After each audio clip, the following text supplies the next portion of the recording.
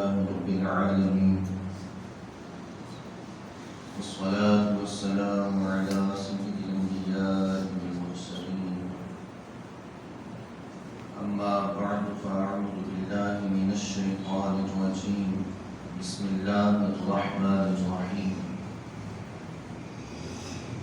قال الله تبارك وتعالى في القرآن المجيد والفرقان الحميد: وقال ربكم ادعوني أستجب لكم. صدق الله مولانا العظيم. سرکار دو عالم صلی اللہ علیہ وآلہ وسلم کا فرمان عالی شان ہے: تم اپنی مجلسوں کو مجھ پر درود پاک پڑھ کر آراستہ کیا کرو. تمہارا مجھ پر درود پاک پڑھنا بروز قیامت تمہارے لیے نور ہوگا. صلو علی الحبیب صلی اللہ تعالی علی محمد صلی اللہ علیہ وآلہ وسلم. صلاۃ و سلام علیک یا سیدی یا رسول اللہ. پچھلے جمعہ المبارک میں ہم دعا کے موضوع سے قرآن پاک کی تفسیر کو سماعت کر رہے تھے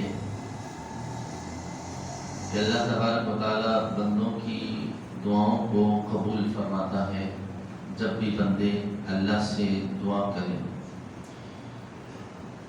ارشاد فرمایا: اجیب دعوت الداعی اذا دعان. اللہ تعالیٰ ارشاد فرماتا ہے کہ میں دعا کرنے والے کی دعا کو قبول فرماتا ہوں جب بھی وہ مجھ سے دعا کرے. سورۃ المؤمن کی آیت نمبر 60 میں اسی طرح کا مضمون ہے دعا سے متعلق. اللہ تبارک و تعالیٰ ارشاد فرماتا ہے: وقال ربکم ادعونی استجب لکم. اور تمہارے رب نے فرمایا کہ مجھ سے دعا کرو، میں تمہاری دعا قبول کروں گا. تو اللہ تبارک و تعالیٰ سے مانگنا یہ بڑی پیاری عبادت بھی ہے کہ دعا کو عبادت بھی قرار دیا گیا ہے. وہ کیسا کریم ہے، کیسا کرم فرمانے والا ہے، کیسا احسان فرمانے والا ہے کہ کوئی جب اس سے مانگتا ہے تو جو مانگتا ہے وہ چیز بھی عطا فرما دیتا ہے، اور یہ مانگنے کا جو فعل ہے اس پر ثواب بھی عطا فرماتا ہے. دنیا میں بھی ہم دنیا داروں سے مانگتے ہیں، دنیا داروں سے مانگتے ہیں تو ڈرتے ہیں مانگتے ہوئے، کیونکہ جب ہم کسی سے کچھ مانگتے ہیں تو کم ہی ایسا ہوتا ہے کہ اسے اچھا لگتا ہے کہ مجھ سے کچھ مانگا، وگرنہ تکلیف ہی پہنچتی ہے، پریشانی ہوتی ہے کہ یار یہ مانگنے کے لیے آ گیا. لیکن رب کی بارگاہ ایسی بارگاہ ہے کہ ایک بار مانگے یا 10 بار مانگے، دن میں مانگے یا رات میں مانگے، جب جب مانگے اللہ تبارک و تعالیٰ بندے کی دعا کرنے کے عمل کو پسند فرماتا ہے. یعنی اس بات کو بھی پسند فرماتا ہے کہ بندہ اللہ تبارک و تعالیٰ سے مانگے، اور اللہ تبارک و تعالیٰ سے نہ مانگنا یہ اللہ تبارک و تعالیٰ کو پسند نہیں. نہ مانگنا بلکہ حدیث پاک کے اندر آیا، ترمذی شریف کی حدیث پاک ہے، اس کے راوی ہیں حضرت ابو ہریرہ رضی اللہ تعالیٰ عنہ. آپ روایت کرتے ہیں رسول اللہ صلی اللہ علیہ وآلہ وسلم نے ارشاد فرمایا: جو آدمی اللہ تبارک و تعالیٰ سے سوال نہ کرے تو اللہ تبارک و تعالیٰ اس پر غضب فرماتا ہے، غضبناک ہوتا ہے اس بندے پر جو اللہ سے مانگتا نہیں.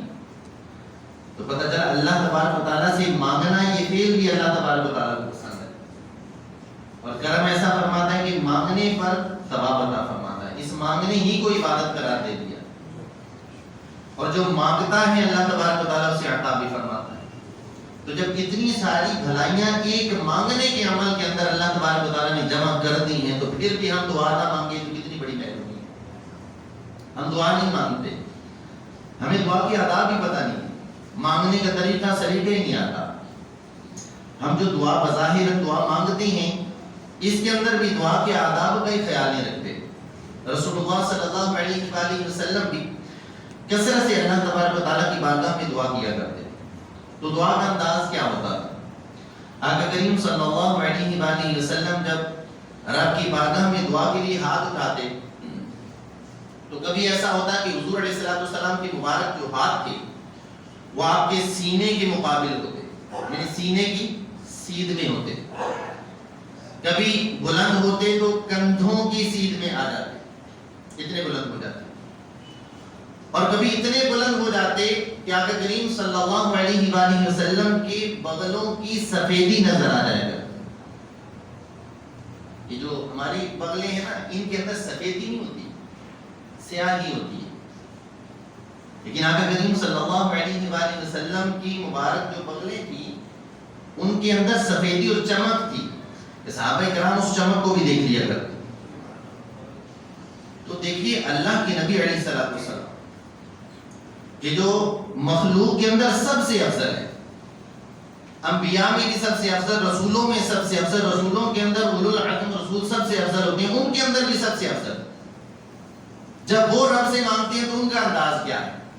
تو 3 قسم کے انداز بیان کیے گئے کہ جب ہاتھ اٹھاتے تو ہاتھ سینے کی سیدھ میں ہوتے یا کندھوں کی سیدھ میں ہوتے یا اتنے بلند ہو جاتے کہ بغلوں کی سفیدی چمک تک نظر آ جائے کرتی. اب ہم اپنا حال دیکھیں. میں نے عرض کیا تھا کہ ہم بہت کچھ دیکھتے ہیں، بہت کچھ دیکھتے ہیں، لوگوں کو دعا کرتے ہوئے دیکھتے ہیں کہ دعا کس طرح کر رہے ہیں، اللہ تبارک و تعالیٰ کی بارگاہ سے مانگ رہے ہیں اور انداز کیسا ہے. تو انداز یہاں کیسے ہوتے ہیں؟ جس کے پاس تھوڑا زیادہ پیسہ آ جاتا ہے، زیادہ پیسہ آ جاتا ہے، کچھ تکبر کی اس کے اندر شکیں پیدا ہونا شروع ہو جاتی ہیں، تو اس کا انداز پتہ کیا ہوتا ہے دعا کرنے. کبھی آپ نوٹ کیجئے گا، ہم بھی اسی معاشرے کے فرد ہیں، کبھی آپ نوٹ کیجئے گا وہ دعا کس طرح کرتے ہیں. اس کے ہاتھ نا یہ اپنے رانوں پر رکھے ہوئے ہوتے ہیں، اس نے ہاتھ یوں دعا کرواؤ، رانوں پر ہاتھ، یعنی وہ یہی گوارا نہیں کرتا کہ اب میں رب کی بارگاہ میں ہاتھ اٹھاؤں. الحمدللہ رب کی بارگاہ میں ہاتھ اٹھانے سے بھی وہ شرما رہا ہوتا ہے، کیوں پیسہ اتنا آ گیا. تو جب پیسہ آتا ہے تو گردن میں سریا بھی آ جاتا ہے، اکڑ آ جاتی ہے. تو یہ اکڑ پھر اللہ تبارک و تعالیٰ نکال بھی دیتا ہے. اللہ یبسط الرزق لمن یشاء ویقدر، اللہ تبارک و تعالیٰ جس کے لیے چاہتا ہے رزق کو وسیع فرما دیتا ہے اور جس کے لیے چاہتا ہے پھر تنگ بھی فرما دیتا ہے. تو رزق کی وسعت اگر اللہ نے دی ہے تو اپنے اندر عاجزی رکھنی چاہیے، کیونکہ رزق وہ تنگ بھی فرما دیتا ہے. عاجزی رکھنی چاہیے، عاجزی، تکبر کے پہلو نہیں آنے چاہیے، آپ کے انداز میں بھی تکبر نہیں ہونا چاہیے. اللہ تبارک و تعالیٰ کی بارگاہ سے مانگنا ہو تو آداب وہی ہونے چاہیے جو رسول اللہ صلی اللہ علیہ وسلم نے سکھائے. تو ہمارے انداز کیا ہوتے ہیں؟ میں نے عرض کیا نا، رانوں پر ہاتھ رکھے ہوئے ہوتے ہیں، دعا چل رہی. اچھا، آمین کا جملہ بھی اپنی زبان سے ادا کرنا وہ پتہ نہیں کیا سمجھتے ہیں، آمین تک نہیں کہتے، کہتے بھی ہیں تو اتنی آواز میں کہیں گے کسی کو آواز نہ آ جائے کہ حضرت کی دعا کے اندر شامل ہے. یہ چیزیں وہ ہیں جو ہم دیکھتے ہیں، آپ بھی دیکھتے ہیں. یہ عاجزی سے دعا کرنا نہیں ہے، یہ اس طرح سے دعا کرنا نہیں ہے کہ جو دعا کرنا اللہ تبارک و تعالیٰ کی بارگاہ میں مقبول ہوتا ہے. دعا کے آداب کے اندر لکھا گیا کہ دعا کس طرح کرنی چاہیے. یوں سمجھیں دعا کی شرائط ہیں. دعا کی شرائط کے اندر سب سے پہلی بات جو لکھی گئی دعا کس طرح کرنی چاہیے، اس کی شرطیں ہیں. ارشاد فرمایا دعا مانگنے والے میں اخلاص ہو، اخلاص ہو، خالص اللہ تبارک و تعالیٰ سے مانگنے کے لیے سے مانگ رہا ہوں. دوسری بات، دعا مانگتے وقت دل دعا کے علاوہ کسی اور چیز کی طرف مشغول نہ ہو. بڑی اہم بات ہے کہ دعا مانگ رہے تو صرف زبان سے الفاظ ادا نہیں کر رہا، دعا مانگ رہے تو صرف ہاتھ نہیں اٹھائے ہوئے، دعا مانگ رہے تو ایسا نہیں ہے کہ دعا کر رہا ہے، الفاظ ادا ہو رہے ہیں لیکن دماغ کہیں اور پہنچا ہوا ہے، دل کہیں اور پہنچا ہوا ہے. تو ہمارے ہاں اکثر جو دعائیں کی جاتی ہیں نا، ان کے مقبول نہ ہونے کی وجہ ایک دل کی حضوری کا نہ ہونا ہے. دل ہی حاضر نہیں ہوتا دعا کے اندر. آپ ہماری محافل کو اٹھا کے دیکھیں، محافل کے اندر ایک تو سب سے بڑی جو کمی ہے وہ یہ ہے کہ محافل ہماری اتنی طویل کر دی جاتی ہیں کہ جو بیٹھے ہوئے ہوتے ہیں نا سننے کے لیے، وہ اندر ہی اندر دعائیں کر رہے ہوتے ہیں، پتہ نہیں کب ختم ہوگی، ختم ہی نہیں ہو رہی. ابھی ایک نعت خاں صاحب اور آ گئے ہیں، ابھی یہ آدھا گھنٹہ پڑھیں گے، اس کے بعد ایک ناخواں صاحب اور آگے وہ آدھا گھنٹہ پڑھیں گے، تو پتہ نہیں کب ختم ہوگی. تو ایک تو اس کا ڈیوریشن جو ہے وہ ایک محدود ہونا چاہیے، ٹائم لمٹ ہونی چاہیے، وقت کی پابندی ہونی چاہیے. آپ جس کو بھی دعوت دیں نا، آپ بولیں اس کو بھئی 8 بجے محفل شروع ہوگی، 11 بجے ختم ہو جائے گی. تو ایک بندہ بھی اگر نہ آیا ہو، آپ اس کے باوجود بھی 8 بجے محفل شروع کر دیں، 11 بجے ختم کر دیں، لنگر کھول دیں، چلا دیں. جو لیٹ آئے اس کو بولیں کہ بھی آپ کو بولا نہیں تھا، 11 بجے محفل مکمل ہو جائے. تو وقت کی پابندی رکھیں. ہماری محافل کے اندر کیا ہوتا ہے کہ لوگ بیٹھے ہوئے نا، کیونکہ ہمارا محفلوں کے اندر جانا ہوتا ہے، بیانات کا سلسلہ اب تک ہم دیکھتے ہیں، لوگوں کے چہرے بتا رہے ہوتے ہیں کہ مختصر کر دیں، مہربانی، چہرے بتا رہے ہوتے ہیں. کیوں؟ وقت نہیں ہے لوگوں کے پاس. وقت کا خیال رکھیں. آپ ابھی محفل کے اندر آئے ہیں، وہ بیچارے 3 گھنٹے سے بیٹھے ہیں. ان میں سے کسی نے صبح پڑھنے کے لیے جانا ہے، کسی نے پڑھانے کے لیے جانا ہے، کسی نے اپنے کاروبار کے لیے جانا ہے، اپنے کام کے لیے جانا ہے. تو لوگوں کے وقت کا خیال رکھیں. اچھا، پھر وہاں جو دعا کا طریقہ ہوتا ہے وہ کیا ہے؟ عموماً دعا کا طریقہ محفلوں کے اندر کیا ہوتا ہے؟ آپ بھی غور کیجیے گا، یہ غور کرنے کی چیز ہے. اصل چیز ہی محفل کے اندر آخر میں دعا کا ہونا ہے. اتنا کچھ کیا ہے، لنگر بھی پکایا ہے، پیسہ بھی خرچ کیا ہے، علماء کو بھی بلوایا ہے، ناخواں بھی بلوائے ہیں، نیکی کے کام کیے بہت سارے اپنے گھر کے اندر برکت کے لیے. اب آخر میں ساری نیکیاں رب کی بارگاہ میں پیش کر کے نا پھر اپنی حاجت کی چیزیں مانگنی ہے رب سے. اب وہ موقع آ گیا ہے.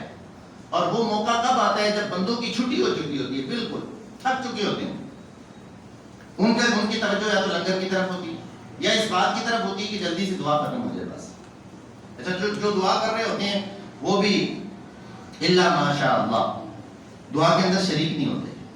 اگر شریک بھی ہوتے ہیں تو دل سے شریک نہیں ہوتے. دل ان کا کہیں اور ہوتا ہے، دماغ ان کا کہیں اور ہوتا ہے، سوچ ان کی کہیں اور ہوتی ہے. تو دعا کی قبولیت کی شرائط میں سے یہ اہم شرط لکھی گئی کہ دل بھی دعا کے اندر حاضر ہو.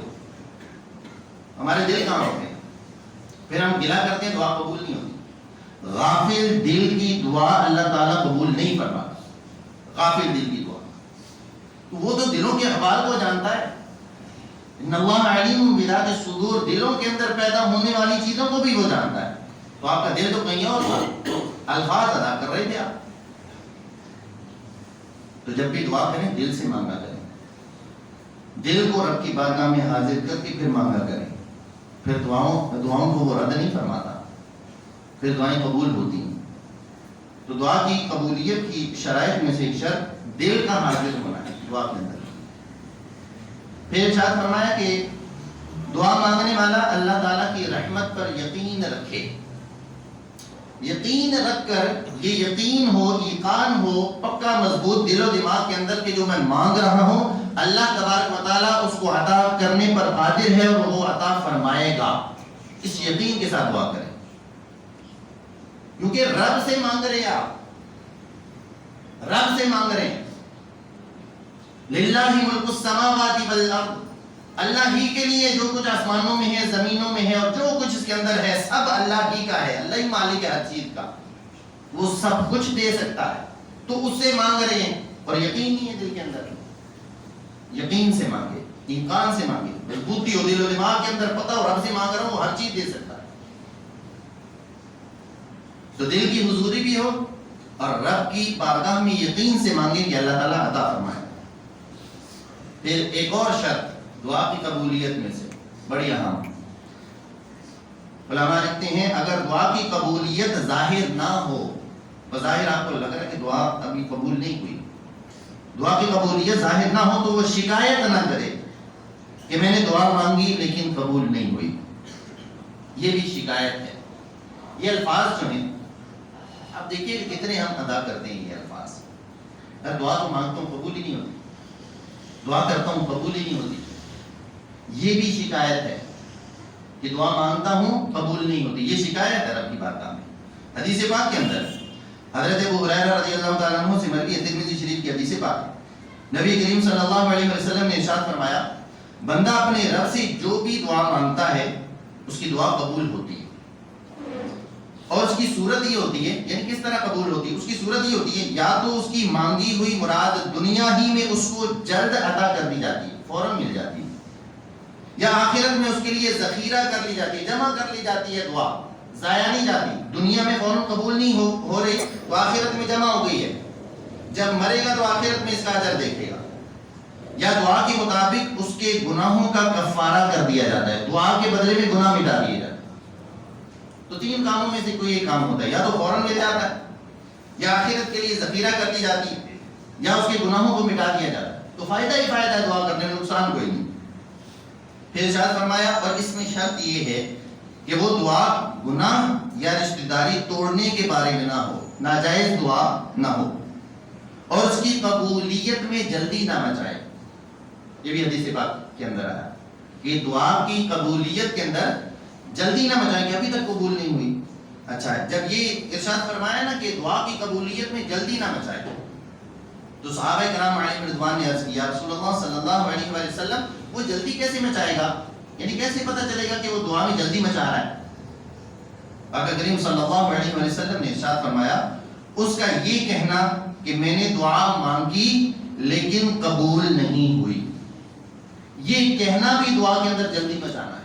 اس سے بھی منع کیا گیا کہ یہ بھی نہ کہے کہ میں دعا کرتا ہوں دعا قبول ہی نہیں ہوتی۔ ان الفاظ سے بھی بچے، کیونکہ میں نے عرض کیا نا دعا تو مقبول ہی مقبول ہے۔ ہم جو مانگ رہے ہیں اپنے لیے، ہم نہیں جانتے کہ وہ چیز اگر ہمیں مل جائے تو ہمارے لیے فائدہ مند ہے یا نقصان دہ ہے، لیکن رب تو جانتا ہے، اللہ تعالیٰ تو ہر چیز کو جانتا ہے، اس سے کوئی چیز پوشیدہ نہیں ہے۔ تو جب رب کی بارگاہ سے مانگے تو اس یقین کے ساتھ مانگے کہ اللہ تبارک و تعالیٰ سے دعا مانگ رہے ہیں، اللہ تعالیٰ قبول فرمائے گا۔ اچھا، پھر اعلیٰ حضرت رحمۃ اللہ تعالیٰ علیہ کے والد مولانا نقی علی خان رحمۃ اللہ تعالیٰ علیہ، آپ نے کتاب لکھی دعا کے موضوع پر، اس کے اندر بڑی پیاری چیزیں آپ نے نقل فرمائی، ان میں سے چند ایک میں آپ کے سامنے رکھتا ہوں۔ دعا قبول نہ ہونے کے اسباب، دعا قبول نہیں ہوتی، اس کے چند اسباب ہوتے ہیں۔ دعا کیوں قبول نہیں ہو رہی؟ تو پہلا سبب آپ نے لکھا دعا قبول نہ ہونے کا، یہ غور سے سننے والی بات، ہم بھی دعائیں کرتے ہیں، خواہش بھی ہوتی ہے دعا قبول ہو، لیکن ہو نہیں رہی ہوتی، وجہ کیا ہے؟ پہلا سبب لکھتے ہیں کسی شرط یا ادب کا فوت ہونا۔ دعا کرنے کے جو آداب ہیں ان آداب میں سے کسی ادب کو چھوڑ دیا، دعا قبول نہیں ہوگی۔ تو یہ بندے کے اپنی وجہ سے دعا قبول نہیں ہو رہی۔ میں نے عرض کیا نا کہ دعا کے اندر دل بھی حاضر ہو، دماغ بھی حاضر ہو، اور یقین بھی ہو کہ رب سے مانگ رہا ہوں، رب عطا فرمائے گا، اور ادب کے ساتھ دعا مانگے جس طرح مانگنی چاہیے۔ تو یہ ساری چیزیں ہوں، آداب ملحوظ ہوں تو دعا قبول ہوتی ہے۔ اگر دعا کے آداب کو ہی چھوڑ دیا جائے، دعا کی جا رہی ہے ادھر موبائل بھی چل رہا ہے، دعا کی جا رہی ہے دماغ کہیں اور پہنچا ہوا ہے، دعا کی جا رہی ہے دل کہیں اور مشغول ہے، تو غافل دل کی دعا تو قبول نہیں ہوتی۔ تو پہلا سبب دعا کے آداب میں سے کسی ادب کا فوت ہو جانا۔ دوسرا سبب، یہ بڑا اہم ہے، دعا قبول کیوں نہیں ہوتی، بڑا اہم سبب ہے۔ ارشاد فرمایا گناہوں میں ملوث ہونا۔ جو بندہ گناہوں میں ملوث ہوتا ہے اس کی دعا قبول نہیں ہوتی۔ اچھا، وہ جو آیت ہے سورہ بقرہ کی، اجیب دعوت الداعی اذا دعان، اس کے اندر ہے فَلْيَسْتَجِيبُوا لِي وَلْيُؤْمِنُوا بِي، یہ شرائط ہے ساتھ کہ میں دعا کرنے والے کی دعا کو قبول فرماتا ہوں جب بھی وہ دعا کرتا ہے۔ فَلْيَسْتَجِيبُوا لِي، بس انہیں چاہیے کہ میری بات مانیں، رب فرما رہا ہے۔ لوگوں کو چاہیے، مومنوں کو چاہیے کہ وہ میری بات مانیں۔ مجھ سے وہ دعا کرتے ہیں تو میں قبول کرتا ہوں، اور میں جو کہتا ہوں وہ لوگ مانیں۔ اگر ہم اللہ کی بات نہیں مان رہے، اپنے افعال کے ذریعے سے اس کا انکار کر رہے ہیں، منہ سے انکار نہیں کرتے۔ نماز کا انکار اگر منہ سے کوئی زبان سے کرے نماز کا انکار، وہ تو کافر ہی ہو جائے گا۔ روزے کا منہ سے انکار کرتے تو کافر ہو جائے گا، عبادت کا انکار کر رہا ہے، اور نص سے ثابت ہے یہ، اور اس کا انکار تو کفر ہے۔